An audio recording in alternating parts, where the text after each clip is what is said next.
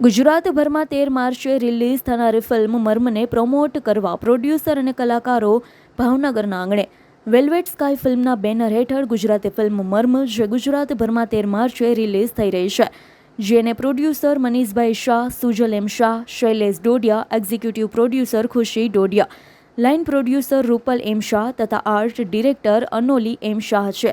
આ ફિલ્મને ડિરેક્ટ કરી છે કનુ પ્રજાપતિએ, ડીઓપી શૈલેષ ડોડિયા, એડિટ કર્યું છે કનુ પ્રજાપતિ અને શૈલેષ ડોડિયાએ કરી છે.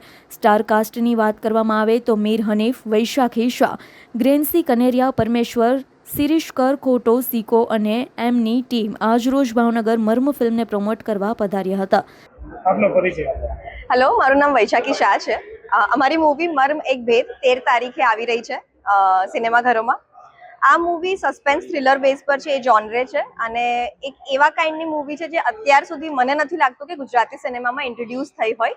આની જે આખી સ્ટોરી છે બહુ જ ગ્રિપિંગ છે, ઇમોશનલ કોન્ફ્લિક્ટ પર છે, ગ્રે શેડ ઓફ ઇમોશન્સ જે હ્યુમનમાં હોય, અમુક ઘટનાઓ, સિચ્યુએશન, આપણી જે મજબૂરીઓ હોય ને આપણે એના માટે જે હદ સુધી જઈ શકીએ એને પકડીને રાખે, આ બધા ઇમોશન્સને પકડીને રાખે, એવી એક વાર્તા લઈને આવ્યા છે અમે લોકો. તો અમારી મૂવી 13 તારીખે સિનેમાઘરોમાં આવી રહી છે, તો બધાને એમ જ કહીશ કે 13 તારીખે અમારી સાથે આ મૂવી જોવાનું ચૂકતા નહીં. અને તમારી ભૂમિકા શું છે?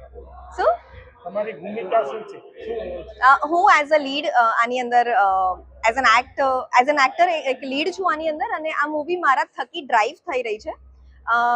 શરૂઆતમાં તમને કદાચ મારા પ્રત્યે પ્રેમ, લાગણી, તમને એમ થાય કે બહુ માસૂમ છે, પણ પાછળથી તમને ગ્રે શેડ જોવા મળી શકે છે, તો તમે સરપ્રાઈઝ ના થતા એ વખતે.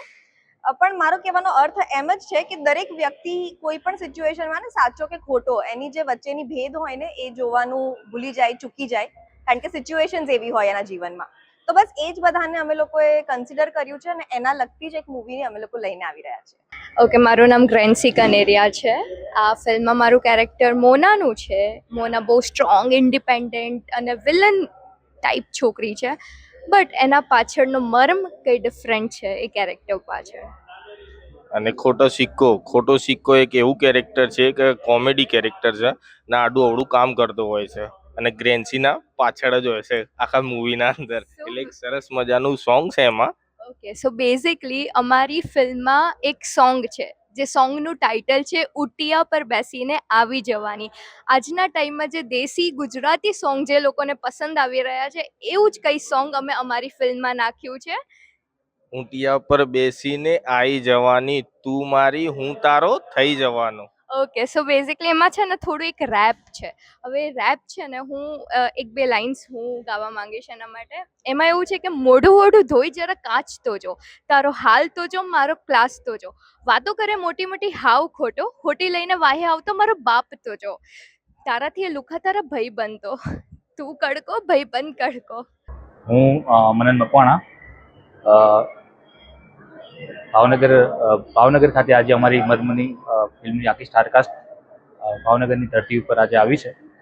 જે મર્મ મૂવી જે આખું શૂટ ભાવનગર ખાતે જ કરવામાં આવેલું છે અને એમાં મારો રોલ એક ઇન્સ્પેક્ટર તરીકેની ભૂમિકા છે, જે આખા મર્મનો ખરેખર આખા લાગણી સાથે શું સંબંધ છે એની બાબતનું આખું ઇન્વેસ્ટિગેશન કરીને આખી જે મૂવીની કહાની છે એને એક મૂવીના અંત ભાગ સુધી અમે પહોંચવામાં મદદરૂપ થાય છે.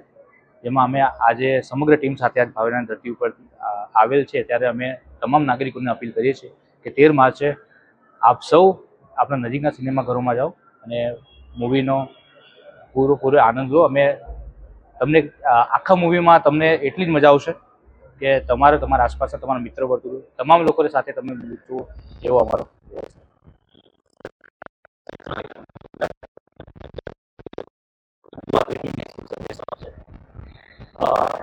યુવા પેઢીને મારો એક હાલમાં મોટો એક સંદેશ હું એ આપવા માંગીશ કે હાલ ગુજરાતી મૂવી સંસ્કૃતિ જે પ્રમાણે કાર્ય કરી રહ્યું છે કે જેની છાપ વૈશ્વિક લેવલે એક અલગ તરી આવેલું છે, જેમ અલગ મૂવીના રોજ ઝોનર ચેન્જ થઈ રહ્યો છે.